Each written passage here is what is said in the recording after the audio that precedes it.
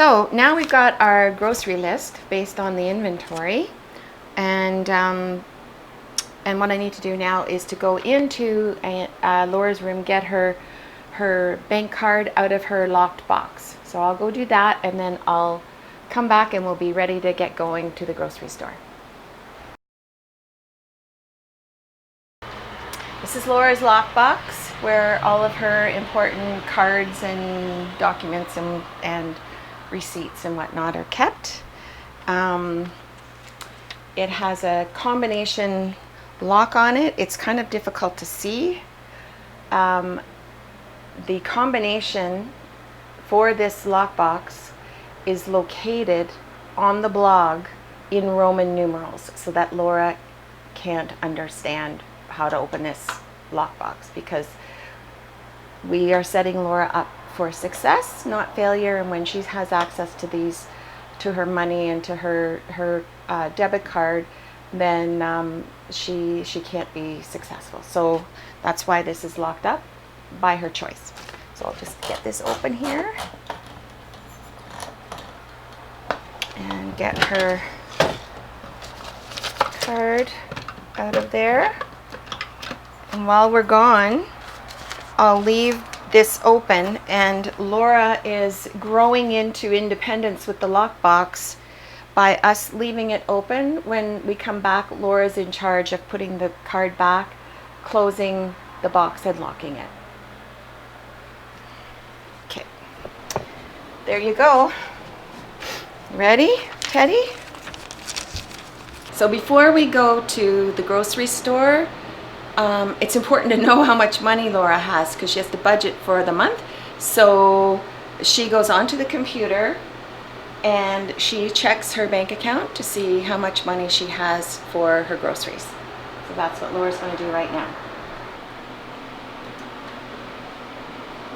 Every month, Laura has $250 that gets transferred automatically from her pension into her grocery account.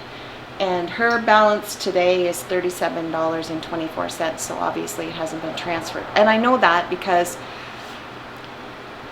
the ministry's been having some problems with, anyway, yeah. And so they didn't transfer it when they usually do. They usually do it on the 20th working day of the month, but this month, because they've had troubles, they didn't do that. So it'll likely go in tomorrow, but for today, because it's the last day of the month and the money has not been transferred for whatever reason, we have to go do that manually. So that's what we're going to do right now. On Laura's screen here for RBC, Laura knows the number to type in. It's a great big long, like 21-digit number, and she remembers it. It's so amazing.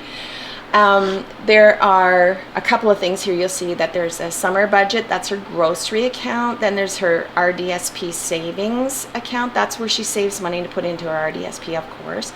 And her ODSP account, that's where her pension goes. So her pension has gone in today, but it hasn't automatically been the $250 that she wants for her groceries every month has not been transferred back into her grocery account.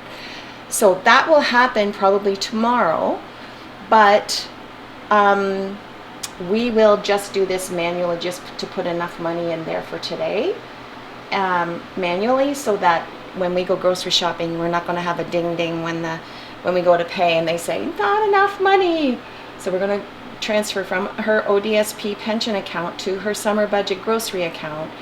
And how much do you think we should put in there, Laura? Maybe $100?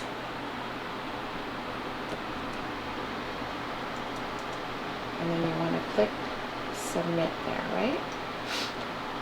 So now we want to confirm that. Yep, that's what we really want to do. And then if we go back here, we're going to see, Laura, look now, how much money do you have in your... $137.24. Yeah, so now you've got lots of money for groceries.